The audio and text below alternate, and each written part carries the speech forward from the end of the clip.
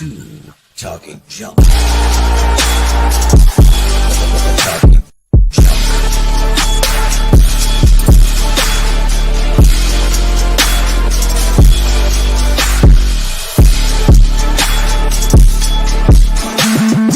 Ladies and gentlemen, boys and girls.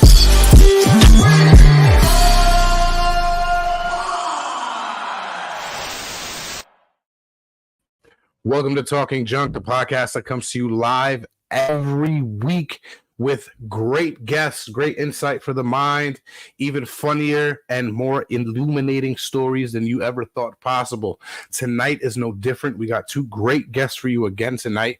So up first, she is the Freedom Illuminator Embodiment Queen, here to tell us how transforming emotional scars helped her survive. Miss Hao Matsume. How you doing tonight, Hao? I'm great, and I also love that you pronounce my name really well. So I want to start by also greetings, and I do that in my native language. So dumelang lokai, and the direct translation of dumelang is agree. And I just want to start by asking people, what are you agreeing to when you are coming here to Talking Junk? What is your intention? And where are you are you here with us, or part of you is still holding into, at times, even that junk that you don't want? So maybe this is the right place to bring it so that we can transmute it. So thanks for having me.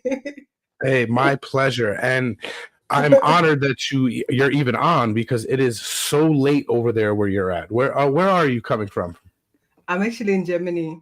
It's before 2 a.m. right now. Wow.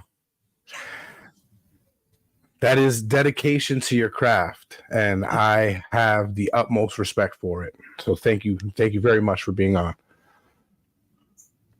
It's my pleasure. And actually, I was just thinking about this because this is live and I have so much passion, and being here with you means a lot to me. And one of the things that I thought of as I was just preparing to come here was people often want to change things, and at times they're focusing on money. Oh, if I had money and all that. But what they don't realize is the highest investment that we make is time. And any transformation is going to cost us time. And Right. if you are more committed to you are willing to spend that time on you, because some people are so broke that they don't even have time for themselves. Let's just start with that. Yeah. And that makes the quote that even more ironic, that time is money. Because if you have no time and you have no money, what are you even living for? Even if you have money and you don't have time, you are still broke. Right. Right. Now, you're here today is From Wounds to Wisdom, Transforming Emotional Scars into Sovereign Freedom. Is that a book? No, it's just my life. Just your mantra. Yes, but that would be a great book. So I love that.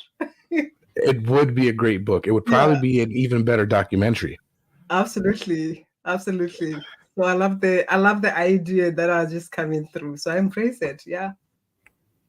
Now, why don't you tell us a little bit about that journey? What took you from wounds to wisdom? Wounds is something that we are afraid of. We're afraid of our shadows. We don't want to hear anything about it. It scares the shit out of us. But at the same time, this is where true wisdom is. So for me, I would say my journey started just as a little girl who, as I say, I'm the queen. I am the queen, and I was born with that flipping knowing. It's kind of like I was born in my family, and I just knew who I was. But the first thing let me just say, I'm sorry to cut you off. You can be who you are here, so you don't have to censor that F-bomb that you was about to throw. You can be yourself. You can let it fly. I wanted to just say that I was born knowing who the fuck I was, So I was just like, okay, let me just hold it back a little bit. You don't have to hold anything back here. Thanks. Let's do it. So I just showed up the way I showed up, and then because I was born in a very traditional family, So being who I was, there was some culture, tradition, how a girl has to be and all that. And one thing Right. that I also say a lot is that patriarchal wound made us, both men and women, weak by shutting off the man's heart and the woman's womb. And when I look at the wound that we often suffer from, even the mother wound is as a result of patriarchal wound. This is how you get to be. So I was told of who I get to be, how I have to dress up and all that. But being a child, I was rebelling against that. But it's one of the dance that I had with my mom back and forth, and I And was that's always, normal too. Everybody rebels at a certain point. They see how the family tradition was or how the cultural tradition was, and they tend to try to break those rules and bend them to their will. absolutely. So I was one of those people, and my mom kept on saying, "You are not like my other children," and And one thing that I said, even at an earlier age, before I even knew why I say that, I remember I said, "Yeah, that's why my name is even different," And she just laughed, but it was that laughter of, I don't know what I'm gonna do with this child, you know. So I grew up with that. I was thinking that when it comes to speaking my truth, my opinion, and all that, I don't have a problem with that. But then life showed me that I was living a wound. When I realized, even when it comes to following my dreams or even wanting something, I always wanted something. And I just knew that I could get it. I had that confidence from since I was a child. But here's the thing, every time when I got something, whether it was a position that I wanted, the first thing that comes is self-doubt. I get it, and then I kind of like freeze into, am I really going to be able to deliver? And I realized that when it comes to the relationships around me, there was a wound that was playing, and I would say this mother wound was also playing even at work, where my boss was, people were just wondering, why does this woman hate you so much? At times people will be like, but how do you really pray? It's kind of like something is not right here, but we don't know what that something is. So that was like the wound that was playing. I found myself in toxic relationships, but it's normal, right? Yeah, oh, this person did this. Oh, yeah, it's normal. That's just how it is. We've seen it happening. There's nothing wrong with that. So for me, I went through that until life happened. I lost my job, which was my identity. By the way, I didn't like it, but I loved how it was perceived in the society. I'm an accountant, and the money that came with that. And this is why we started talking about being broke, because I was working, coming home at 2 a.m. in the morning. And what were you doing at that time? Because it's funny how that kind of happens with everybody, right? You're stereotyped on your profession when in reality you're probably much more than that. Yeah. I was an accountant. So when it comes month end and all that, you don't even have a say. I still remember I was breastfeeding, and on one of the days I got into the elevator and I switched off my phone because at that moment I knew that we had to work overtime, and I was working overtime for many weeks or months. And I switched off my phone during lunch break. I left my bag in the car, and this whole thing, it's intense. I have a little child at home, and I don't even have the freedom to go home and breastfeed. It was Right. just like one of those things. I'm in a toxic relationship. I'm in a toxic relationship even at work. So it was toxic, but it's normal. And I'm mentioning the normal a lot here because we normalize this thing, but it's sucking life out of us. And for me, I'm just grateful. But at that time, I wasn't. When I lost my identity, that is that corporate job.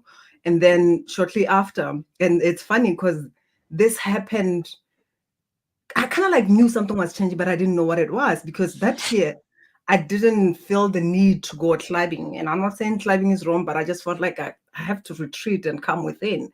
And I had this other dream where I had a dream of my younger brother having an accident.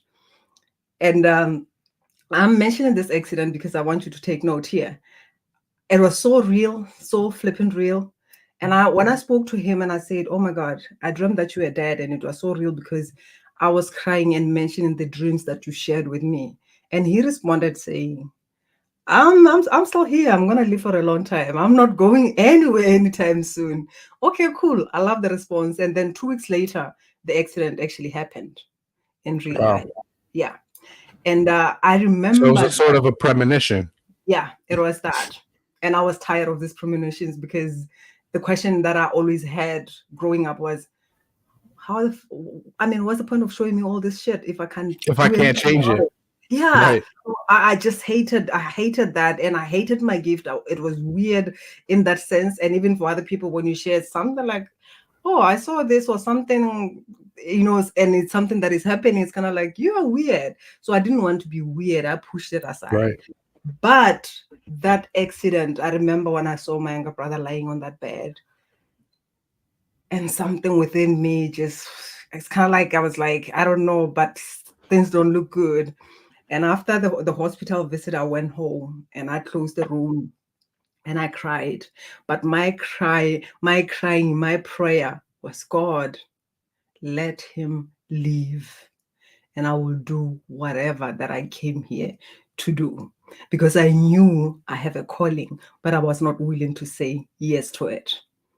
And after that, my mom passed on, and then afterward came the judicial injustice that separated me with my children, where I found myself again as a woman. You are esteemed by your children, right? We don't know who we are. We just we wear these roles. I'm a mother, and that's what we live by. And at that moment, coming from a very traditional family and a woman, as much as I was resisting all these cultural beliefs and everything, but they were ingrained in me. At that moment, there was shame that I was living in. I felt that I'm not a woman enough if my children can be taken away from me.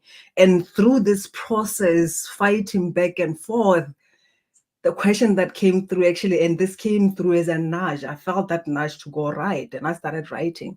And the words that came through was, who are you without your job, without your mother, without your father, without your religion, without your house? A lot of things that I also experienced. But when I was writing all these things in the beginning, for me, it was kind of like, oh, I'm going to share it with Jason, with Lisa, other people, they will enjoy it. I didn't think it was for me until it said, who are you without your children? And that moment I stopped and I said, so this message is for me? And I started crying. But the main question, which was shocking, was but who am I? I don't know who I am. I didn't know. And I had to go through this path of finding who I am, which brought me to being and doing what I'm doing. And that's really where the path starts, when you realize that you're not your everyday life. You are not what your staples in life are. You're not your job. You're not your church. You're not your children. You're not your family. You're not the upbringing that you were brought around. You're something entirely different. You're something that helped shape everything around you. You're not a product of those things. Those things are a product of you. Absolutely. So once you had that realization, and you realized you needed a little bit of self-realization, what was your next steps after? It's kind of like, when you're rolling a carpet and it's just like a lot of things are just coming through at once. Here I was, because when I was going through the separation with my children, it's because I was relocating to Germany and I married my now ex-husband. So we're in this relationship, and here I am, all this path is just opening. I was waking up even with people coming to me to say, we've been sent to you, we heard that you're going to heal us. So there's just a lot of things that are happening, and I'm here in a relationship where even my then husband felt like I'm just crazy, kind of like, this is just a fantasy, just forget about it. And I also had a lot of things that I need to work on. Here's the thing, this message is coming through, but I'm focusing still outside. I understand, who am I without my children? But on the other hand, I'm still fighting that journey, that judicial injustice, and I'm doing it from this I am strong mask, because we wear different masks for us to survive. So I was coming from that I am strong, until one day I received a call from the father of my children, and he said, you may need to sit down for this one. And I sat down, and he told me that there has been an accident, and I don't know if Fiona is going to walk again. That is our daughter. By then, I think she was 9. I don't know if she's going to walk again. She was bitten by 2 Rottweilers, and they teared some muscles and whatnot. And at that moment, The words that I just said, so subtle, like kind of like it's somebody else saying them, but I was just saying, I'm tired of being strong. That was the moment I felt like I can't, I'm tired.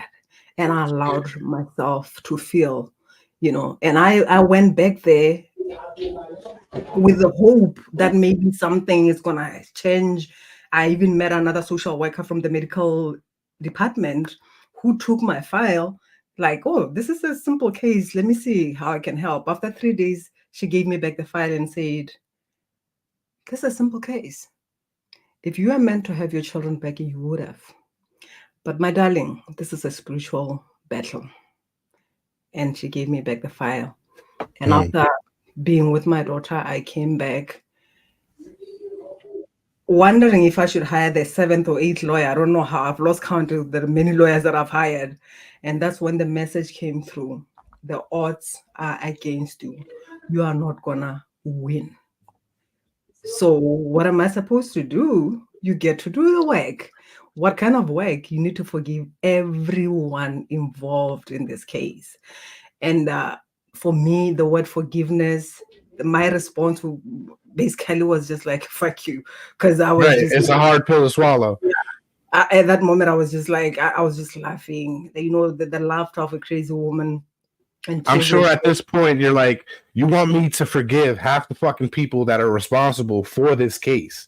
Absolutely. And you want me to forgive them for their wrongdoings towards me and my children in this case. And even I can't do nothing until I do that and move on. Exactly. And even when I thought of my daughter, who even now there's like a big chunk of her thigh has been taken out by these dogs. And it's kind of like, and the question was, but what were you going to do? Let's just say this accident happened when the children were by you. What were you going to do? And I'm here crying and like feeling like, oh, this is crazy and I can't. And then what caught my attention was, do you want your children? How? And yeah, I do. But then do the work. And I said, I don't know how. I don't know how to forgive. That was my honest truth at that moment. And I'm saying this because here in the self-development, we are quick to say, just forgive, or even I have forgiven, And for me, when I look at the process that I went through, because I was invited to say, you need to sit with us and do the work. We'll show you, And I said, how am I going to know I have forgiven? Their hearts will change and you'll have your children back. I didn't know. I was not attached to that. It's kind of like as I was receiving that, there was a download that was coming through. I don't know how or when that happened. The only thing that I remember, there was a time when the father of my children was going through a very tough time. And when I heard those news, somehow I was on my knee in the altar, and my prayer was, God, guide him to the light. Let him not make any crazy decision because my children need him. I went from a woman who was thirsty for blood to a woman who wanted this man to live, because I knew no matter what decisions he made, he's still the father of those children and they still want a relationship with him. I don't know when that happened, but it happened. And then after some months, I had my children back. So it's not a mental, it's the willingness to be. And I still remember, even after some time, the message that also came through, I was given an amount, which is crazy. I was given an amount and I was told, it came through in a dream, you need to invest, I think it was $7,600 on yourself. And I woke up like, I don't know what that means, but afterwards I just saw myself having different calls with different people, and then this woman, actually, I was like kind of like judgmental, like, this just like looks like a small girl. I don't know what I'm doing here with her. But we had a conversation, it was interesting. But when she gave me the money, I was like, oh shit. So here I am. So that person we ended up on the call, and I needed her to get me to the next level. So this is the most important thing, that at times there are some things that we may need to work on, especially that with me saying yes to myself. And I still remember when I shared this with my then husband, and I said, I have forgiven my ex. And my husband felt like, you are flipping crazy. What are you talking about? Do you know what he has done? So there was like that anger and feeling like you can't be forgiving this person and all that. And I'm like, I don't feel anything. There's nothing to hold him responsible for. I'm on this path. So he was refusing to accept my path. As we started in the beginning, that at times, even our family, at times, even your partner may not agree on the path that is calling you forth. And the truth is, there was no meeting or anything that was called to say this is the person who has to agree with you while you go on your path. So I had to trust my own gut instinct, my own calling, despite my ex-husband even being against that. Me being guided to say invest on yourself. I didn't know by then why that was necessary, but I went through this process of divorce while I'm being reunited with my children. I'm going through the divorce on the other side. So if I relied on myself only, I was not gonna go through that, because I talk about also generational imprints, parents, and all that. And I still remember when I realized that this marriage is over, because I got my divorce papers in the dream. I was given these divorce papers before they came in physical reality, right? So there were lots of voices feeling like this is wrong. You can't be divorcing. What do you want? And I also felt confused at some point, but it was not my own voices. It was also ancestral voices and everybody throwing in their own idea and all that. But because I had someone who I was working with, that question that came through and that I want everybody to sit in and with is, who do you choose to be in every single choice and decision that you are making? Who are you being? Which often we choose to sustain a relationship by sacrificing who we are, by sacrificing our truth, by sacrificing our highest potential. Who do you choose to be? That, for me, that is a question that led me to hold into that string, because I realized that even at that moment when I was going through the divorce, my soul was dancing, but my human was afraid. And I embraced the truth of these aspects and walked this path that was heavy, but there was beauty and wisdom even in that journey, which taught me that love is always present. The only thing that hurts us is us shutting our hearts and feeling like the only time that I can get out of a toxic relationship or a relationship that does not support my next expansion is when I have stopped loving the person. But we never stop loving. Right. We can't help who we fall in love with, but we can adjust our feelings to what we need to at that strict point in time. But what I think the journey that you're talking about is it's just like a metamorphosis, like a butterfly. Yeah. Once you figured out you didn't know who you were, it was time to ball up into that cocoon and figure out who you wanted to become once that cocoon was open. And you couldn't open that cocoon. You couldn't get through your trials and tribulations until you forgave everybody that needed to be forgiven, even if they didn't deserve it.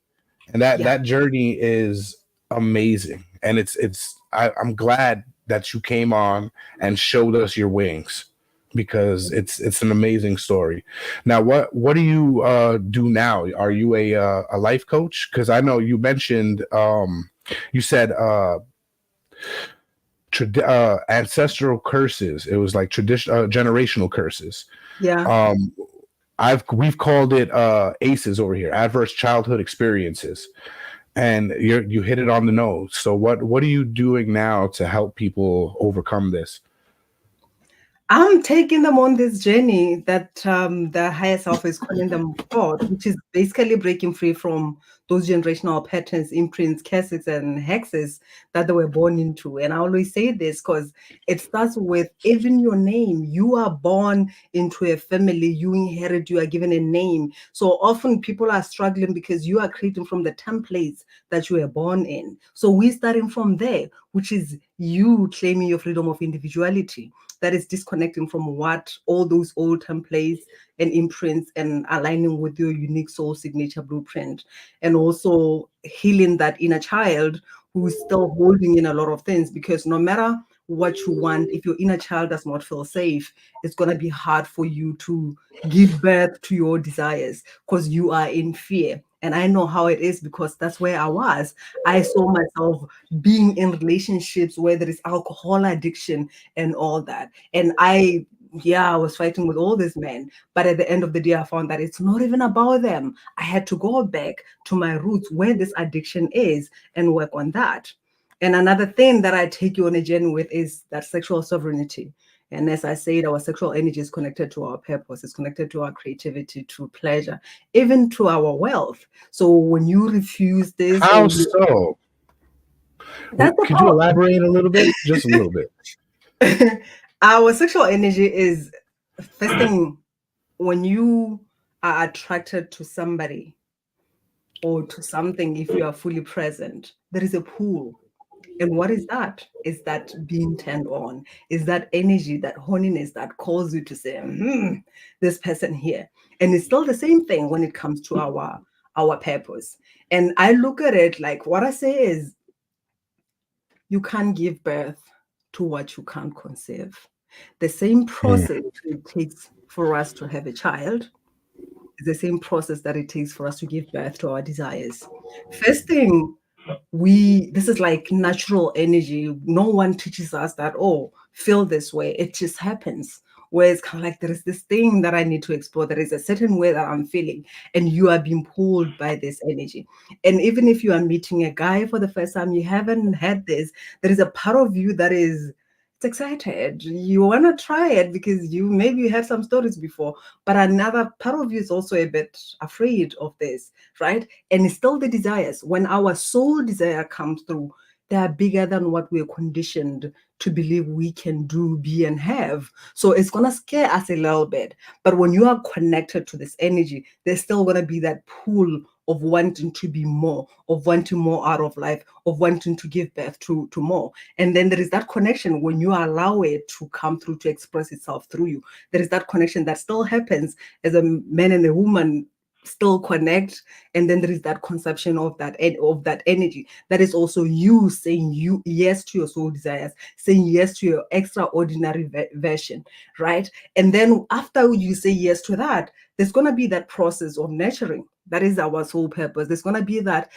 be some labor pains along the way, but on the other hand, when you are anchored in that flow and allowing it to flow through you, you know what you're going to give birth to, right? You are not derailed by the challenges that are coming through because you have an anchor. There is something that is pulling you forth. There is this energy. It's an energy of creation, and at the same time, it's an energy that can also attract. It attracts everything. And when we look at even in the world, the main problem that we have when it comes to sexual trafficking and even a lot of dark rituals and all that, there is a lot of usage of this energy. Even when we look at the religious system, the first thing that we are told, or we are when we start even religious or cultural, all this system, it's about the sexual energy, where it's kind of like either it's a sin or there is a lot of shame around it. There is a lot of abuse around this energy. And just by us disconnecting from it, it leads to a lot of things, which could be even depression. And the thing is, I'm not saying take any medication or whatever. No, I'm not saying that.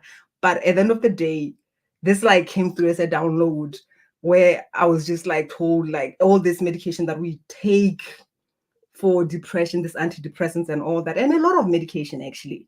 What it does is it produces that feel good thing in the head, but it doesn't produce it in the gut. It kind of like disconnects us. We don't function fully. So with that said, the whole desire kind of like dies out. Your libido dies out. You don't have any desire to be more and create more out of life. And shame is also one of the things that also somehow kills it, and it has the same energy. It's also connected to money because it's like I said, it's more of creation. I've had people who they were doing well in business, and the moment they slept with people who had a certain frequency in their energy, their finances also started to go down because it shuts off that womb or that hara for men. It kind of like stops the flow.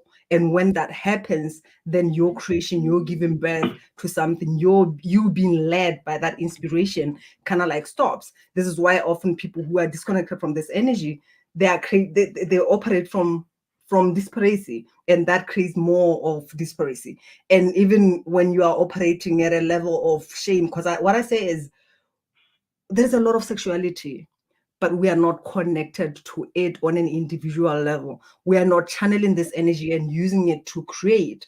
It's more something that we are ashamed of. We don't sit down and connect with it individually and also even with the other, for us to be sure what is it that I'm transmitting to my partner, and what is the partner transmitting to me. What is the intention? Which I feel like when you are using this consciously and intentionally, it's gonna bring a lot for you. And this also came for me.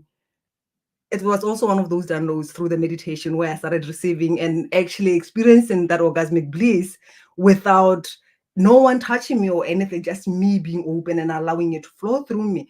And I was like, what the heck is this? But then I was guided to the work that I do, which is basically activating that. I've had people who came through and they had a problem with whether it's some sexual dysfunction and all that, but that's like kind of like it's the first thing that calls me in the body, and I work on that, and then people start to function at a higher level.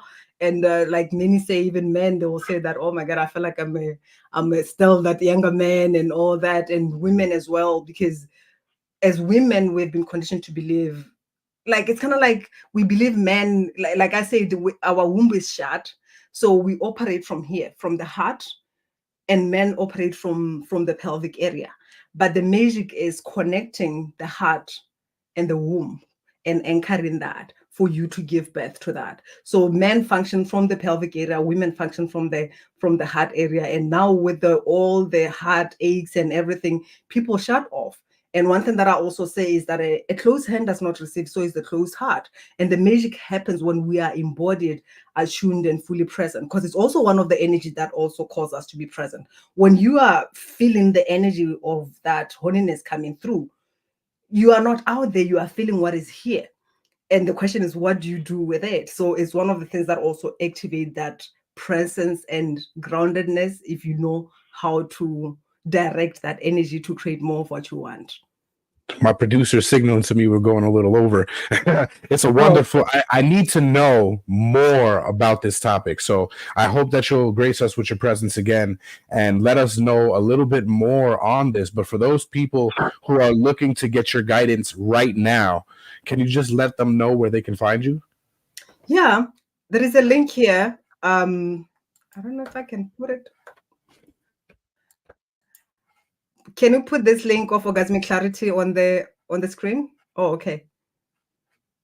It's quite, yeah, that is okay. They can go there in my website and click on that or click on that. And that video is actually talking about someone who just made 10K in 7 days by taking them through the process that I'm talking about, which is activating that safety in the body and also healing some sexual abuse and fully connecting to that receiving. Because most of you are having a problem because you are not open to receive. And it's quite interesting because that energy is just like coming through. So there's a link on my website, and there's a link that we're going to share here as well. So I'm giving you a 45-minute intro call to my magic. As I say, I'm a human MRI psychic surgeon, and I allow your body to talk to me. If you don't know what is going on, your body's going to tell me what is going on. So jump on the call and let's have a conversation. Wow. Now, are you open to doing some of those live on camera? Yeah. Let's get it set up. I have another podcast that runs late night on Fridays, so we'll have to see if our time zones match up.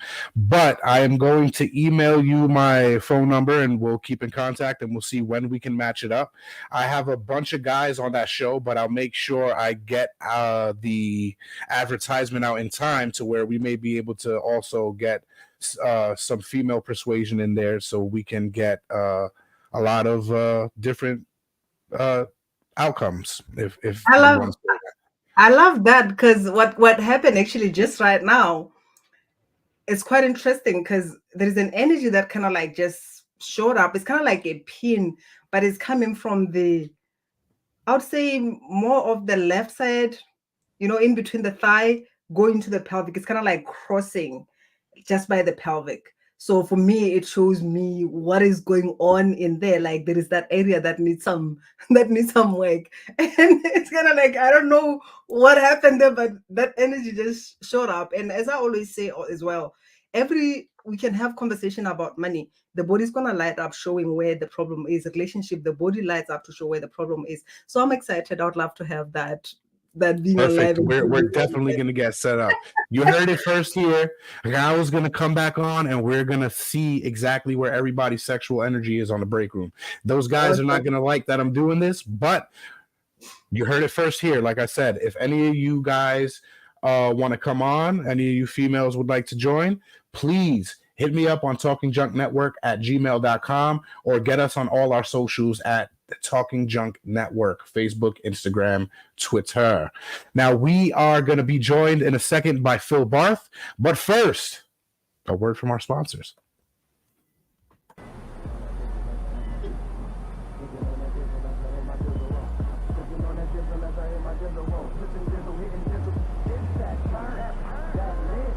That slap. It is that one. Everybody talking about Dizzle song. They like that's that turn. That lit. That slap. That it's that one. That go. Everybody talking about Dizzle new song. I got GS jumping on a Tuesday. Dizzle drunk gang deeper than the Wu-Tang. If you love it, then you better cuff your back.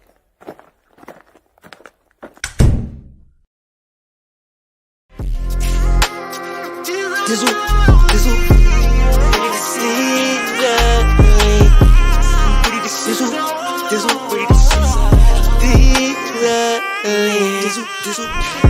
On the sit, dripping my lip. I'm ready to sit. I'm ready to Dizzle.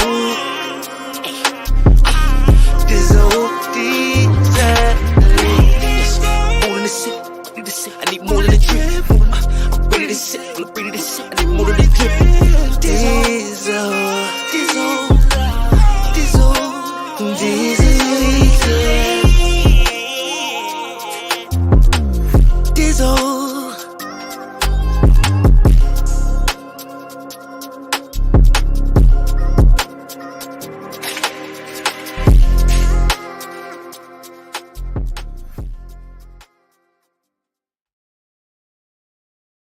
Go to dizzlebrand.com right now and get you a bottle. This is magic.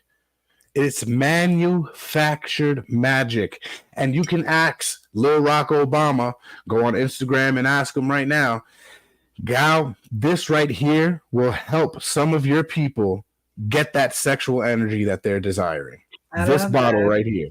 Yeah. Magic. Awesome. I love magic. Now, our next guest is going to tell us how he found humor in heart attacks, teenagers, and just life in general, and how that humor kept him alive through his own heart attack. Mr. Phil Barth. How you doing tonight, Phil? I'm doing great, Jason. How you doing? I'm doing fine. I'm glad to have two great guests on tonight. Yeah. So what were you doing before? Oh, yes, it is probably past 2 a.m. there. So how I know you have to get out of here. Thank you very much from Germany coming on. I appreciate you, and I will be in your email giving you that information. We have to get it set up. Awesome. Enjoy, Phil. And thank you. Bye-bye. So I know quiet minds want to know, what exactly were you doing to get you said heart attack? So stressing. Short answer. Here's the longer story. I was in my early 50s, and I was getting ready to compete in the World Championship of Public Speaking for Toastmasters. I was in the semifinals, and so all summer I was doing my regular job, and I was also working on this speech and going to clubs. And Toastmasters is a speaking organization. I should have clarified that. Well, at one point early in the summer, I ran into a friend of mine about my age. I said, "How you been, Tom?" He said, "I had a heart attack." I'm like, people our age, and Tom doesn't smoke and I don't smoke, and neither of us were really badly overweight. So I'm like, how did this happen? He goes, well, and he described all the symptoms that led up to it. So fast forward toward the end of the summer, and I'm at scout camp with my son, and all of a sudden I'm having trouble getting up the hills. I'm falling asleep in the middle of the day, all these things. And every time I thought of something, I was like, Tom told me about that. Tom told me about that. But I didn't want to listen. We're guys, right? I'll go to the doctor. Are you telling me I'm going to have a heart attack right now, Phil? Because that's what I feel like.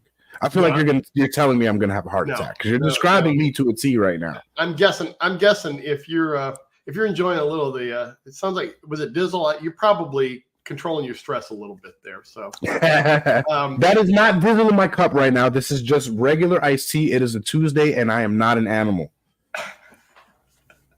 I used to be, but not anymore. Anyway, on Thursday, we played this game called Hungry Human Hippos. Hungry Hippos, where the hippos get the marbles. Well, we were the hippos. So I had this garbage can caster wheels, and they were slinging me around the cafeteria, and I was pulling in softballs like a hip, being one of the hippos.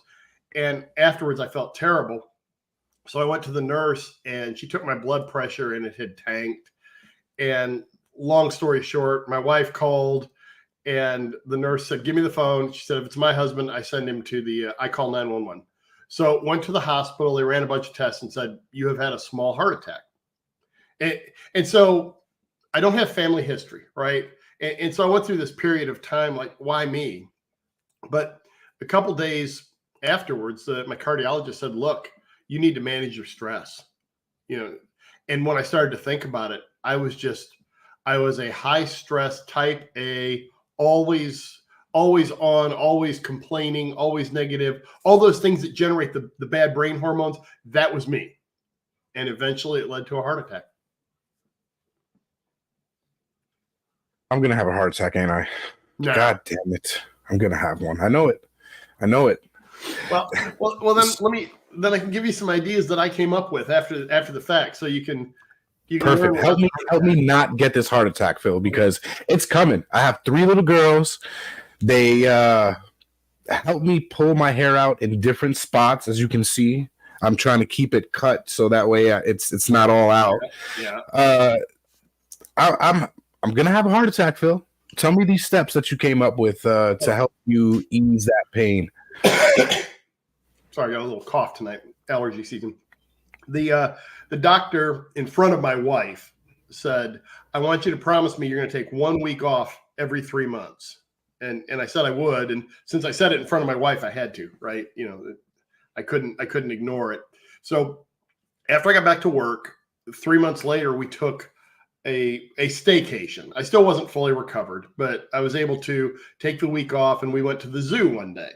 And at the end of the day, I got on Facebook and I said, here are the great things that happened to me today. And everybody gave me a bunch of likes. I'm talking about seeing baby animals, the gorilla enclosure, picnic with my wife and son, etc. And so the next day I was like, well, I got to tell what great happened in my life today. And we went to the art museum. I did the same thing. And so every day I did it that week. And I started to wonder, how long could I go finding the good things that are happening in life? And the answer is it's been close to 9 years now that I've been doing it. Wow. And so what happened was I trained my brain to stop looking at what was bad and all the negative things and search out what is good. Now, there's still bad going on in the world. I readily acknowledge that. But I've kind of trained my brain to find out what's positive. And humor is a big part of that. Anytime I see anything funny, I take a picture of it, put it out on social media. Just training yourself to find what's positive, laugh more. Those were the starts, and then I've learned a few other things along the way. So once you decided to stay away from the news and TV in general, how else did you find would ease you through the process? Because I know you want to keep the stress levels down. So worldly news is probably not the best thing to consume. Correct. Other than that, what did you cut out? redid my approach to social media. Because everybody likes to argue and fight on social media. And what I found was, even if I wasn't engaging in the argument, Facebook watches what you're reading, Your and they keep algorithm. giving you more of it. So I started blocking people. In some cases, I unfriended them. It doesn't matter if I have the same political beliefs or different. When they are constantly negative and awful about politics, about religion, about life, I block them. It's just, and I believe, and I'm very, middle of the road on most everything. But I believe if you watch either of the extremes on TV, even if you agree, you're going to stress yourself out and cause yourself the bad brain hormones, which lead to so many health impacts. So social media is a big one. Some people say I just got off, just get off social media. But our niece lives in Florida, and she's got a little boy, a little girl, and she always posts pictures of them. So I don't want to miss that. It's almost hard nowadays to get off of social media just from the fear that you might miss something. Yeah. And I wouldn't mind missing a lot of it, but when it's my little niece and nephew down in Florida and seeing pictures of what they're up to, but even still, you have FOMO from your family, and that's a very real thing. You have fear of missing out. Yeah, that's a very good point. And I'll be all right with that one. There's other FOMOs that I gotta be able to let go of and have. So that was. And there's a lot of FOMOs I need to let go of too. You guys know who you are. Love it. So turning down the volume of negativity, and there's a study by it goes back to the 50s. Scientific American magazine did this study, and it was the brain's reticular activation system. And basically what they proved was whatever you program your mind to look for, you're going to find it. So if you close your eyes and think of the color green, and then you open them, the first thing you're going to see is something green in the room. Green. Yeah. So I've done that experiment, and whatever color I want to think of, and it also explains, like, if you got a new car and somebody else has the same car, you instantly notice it. Right. Or if you're looking at cars, you notice the cars that you were just looking at. And it's like, how many fucking people were driving this before I searched it? Exactly. How powerful is my goddamn phone that all these people have this fucking car now? Okay, well, that's another thing about social media. I've had a cough from allergies, and today Facebook popped up this chronic cough study ad. I'm like, I never said anything about it. You just heard my damn cough, and there it is. Anyway, but yeah, we're talking about heart attacks. I'm pretty sure I'm going to have a cardiovascular team on my phone in no time. Probably. Yeah, it doesn't work the other way. It doesn't work like, I would love to get the next winning lottery numbers. That doesn't pop those up for me. I don't know what the hell. Right. $1 million. I need it. Yeah. No, it don't work. No, it doesn't. It doesn't. So those were a couple. In that, from there, there's other ideas like do something nice for someone else. Yeah, you can't see it from here, but in the lower corner there in my whiteboard, I have all these things I write on my whiteboard, but in the lower corner, there's a little note from my wife. It's been there for years. She came in here and wrote "love you" on it with a heart. I don't know if you. We could kind of see the heart. Yeah. Yeah. So just something little like that. Just make somebody else's day. And it makes you feel good too. Now, have you produced a book on all of these findings? I did, as a matter of fact. Yes. It's not sitting here on my desk like it normally does. It's called Great Things Happen Every Day. It's all right. Us little people don't know how product placement works. Trust me. I've been trying it for years. Shit. Well, yeah, so I wrote a book. Long story short, it's called Nice Rubber Chicken, though. Huh? Nice rubber chicken, though. Yeah, that one's a crocheted rubber chicken. I use rubber chickens in my speeches, and one of the people who saw my speech, friend of mine, she crocheted me a rubber chicken. It's nice. Oh, it's beautiful. Ask her how much she charged for another. Yeah, I'll ask her. See, not only that. No way. she put a squeak toy in it. Yeah. So, and that's part of the stress message is when you're playing with rubber chickens, you really don't stress out too much. You're squeezing them. And I've got little ones. My business card is actually a QR code on a rubber chicken that takes you to my website. And then I got a great big one that says, you need to be afraid of regrets in life, basically. I call it the Red Rooster of Regret. Anyway, the book, I'm sorry that I don't have it here, but it's Great Things Happen Every Day, Finding Joy with Friends, Family, and Banana Milkshakes. And what Banana milkshakes. Yes.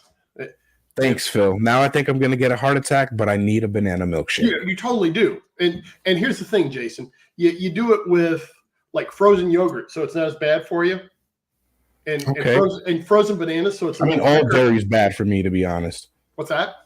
All dairy's bad for me. Oh, I've never made it with almond milk, so I don't know. Well, and I can't have any kind of milk, no almond milk, none of that stuff. And it's not because it'll come out the same way it went in. It just doesn't sit right with me. Got it. It's a lot of acid reflux is what it gives. Oh yeah, that sucks. I'm sorry. Well, anyway, there are other great things in the book. What happened was, after about 3 years of listing all the great things that were happening in life, I put them into a book. So on this particular day, here's what it was, and then explanations underneath it. And I grouped them by topic. So great things on vacation, great things around the holidays, great things with a whole section of dad jokes, because dad jokes are hilarious. You're a dad. Yes, they are. Good way to torture your kids. Yes, it is. And thank you, Seth MacFarlane, for showing us another way to torture our kids with the Shut Up Meg. Thank you very much. That'll definitely reduce your stress. Sorry. So let me find this book just so I can feel like a professional tonight. Well, I feel bad that No, don't. I had no idea that you had a book. What kind of professional am I? It's on Amazon. See, while you're looking, there's what the business cards look like. Amazing. And I give them out when I do keynotes. Toss them out to people. They love them. Oh, that is the best marketing that I've seen doing this show so far. No, that is, who is that striking young gentleman right there? Oh, in the book, that's my son. Oh no, that's me. Okay. If you go to philbarth.com, I think there's a link to the book there. philbarth.com. So you do what I do, huh? You used your son's likeness? Yeah. So, and you've got 3 daughters. I've got 3 sons. And I had a son. He passed on, going on 11 years next month. But I use his likeness for all of my promotional art. I think I maybe have one here from a previous show. I don't have anything. Nope, I don't have one from a previous show. I have the one that I just put up for our show, and I'll show you right now on our Instagram, just so you can kind of get a sense of how I use them. And I'm pulling up your book now so I can see how you use your son. All right, let's see him. Wow, that's a nice suit I got on there. Very nice. But all my graphics include my son. Oh, cool. Oh, yeah. Not the video so much, but right. He is everywhere. All graphics. He is my Mad TV guy. Well, it's a good way to honor his memory. I thought so. Yeah. By the way. There it is. So I did find one over on a shelf. Oh, there. Okay, there I am with the rooster. And then that is a huge rubber chicken. That is, yeah, there it is. Yeah, so that is a picture of our youngest son on the beach. And taken by my wife. I was looking for something on the cover, and I kind of described what I wanted because I took a picture just like that. Sure enough. Now, this book outlines sort of the outline you live your life by now. Yes. Yeah. I mean, I keep evolving it, right? I keep learning new things. You got to keep learning. You got to keep growing. But Right. yeah, that's the outline. It's, turn down the noise, the negative noise, turn up what's great in life. Get outside is always a good one. I think that's in there somewhere. So tell us a little bit more about your speeches. Have you done a TED Talk yet? I have not. I want, that's on my bucket list. I am doing keynotes on the subject of stress management and or goal achievement. So goal achievement, I talk about ignoring those chickens inside of you that are saying you're not good enough, you can't do it, etc. And stress management, same way, right? That's what stresses you, is all those things inside your head saying, don't do it, you're not good enough, and so on. It's one of the things. Excuse me. So I have been doing, like I said, keynotes on that. Just got back from doing one in Brussels. So I retired from my IT job March 31st because I said it's time. It's time to do this full time. It's time to help people out. Not that IT doesn't help the world, but it's time to help people lower their stress and achieve their goals. Right, because IT does not help lower stress. It does not. It heightens everybody's stress levels. Everybody. You're yelling at me because I'm stupid and I can't control my computer, and I'm yelling at you because I'm stupid and I can't control my computer. So, yep, I get it. Yep. Yeah.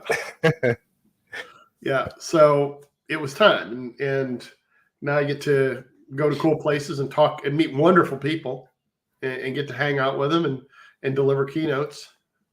And well, we're definitely going to have to talk off screen so I can know your model, because I'm trying to do the same thing. I need to get out abroad and speak about different things humorously, because that's just, I'll talk about these adverse childhood experiences. We can talk about how your father was a drunk and touched your sister, but I'm definitely going to do it in a funny way. I'll tell you that. Yeah.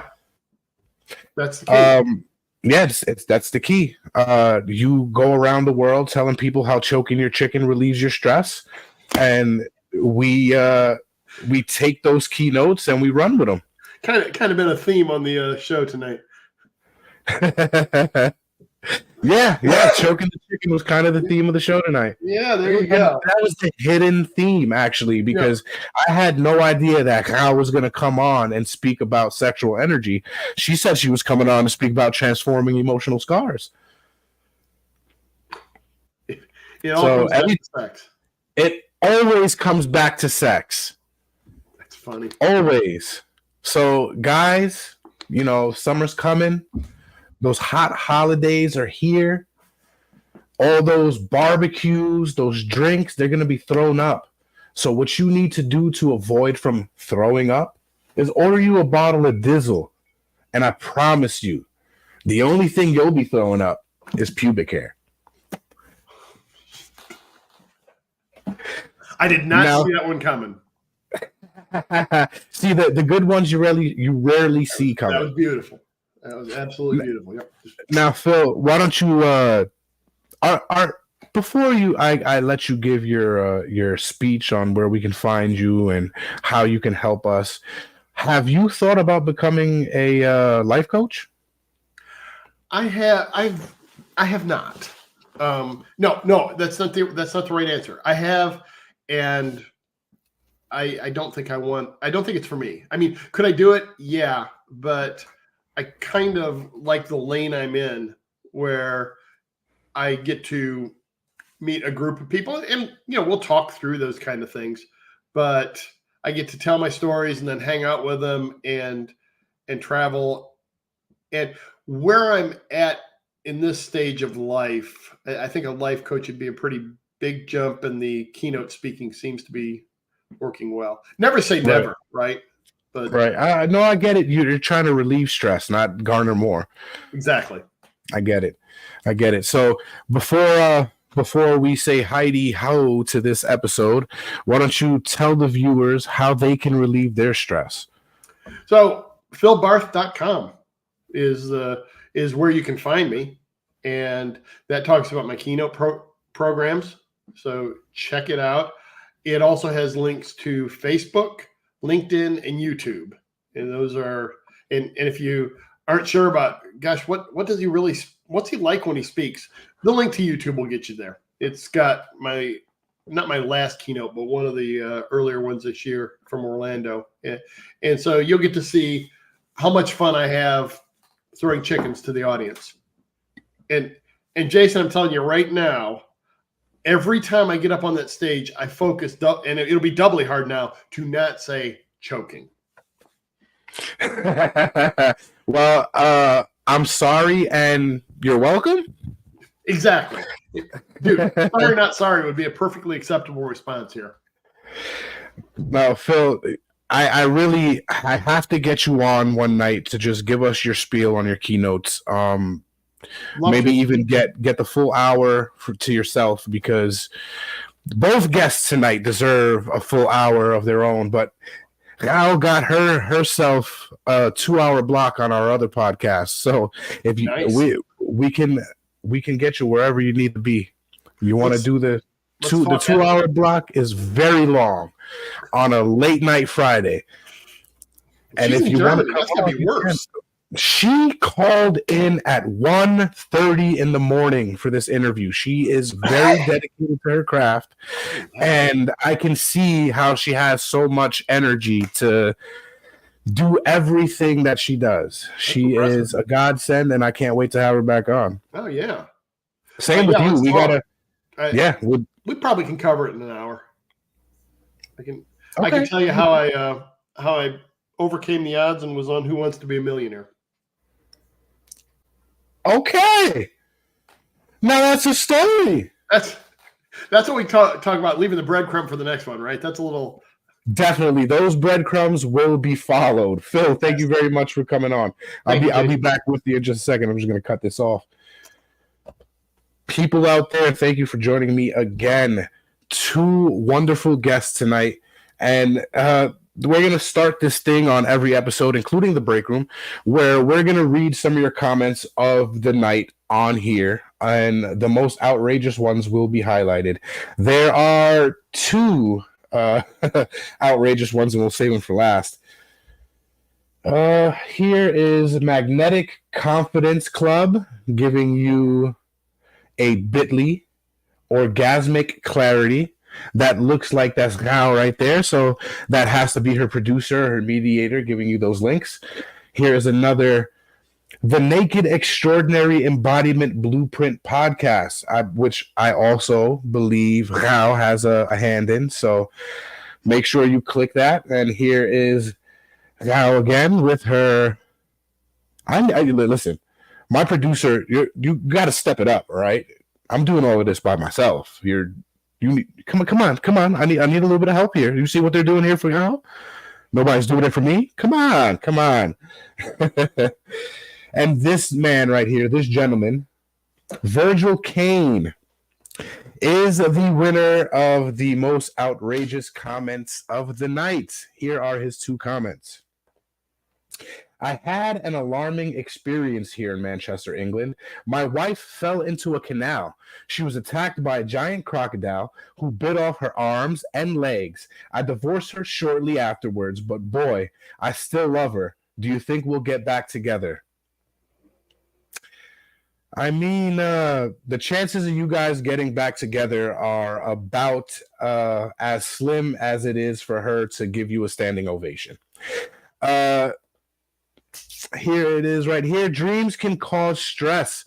I had a dream last night that I was crucified on the lawn of the White House by Joe Biden.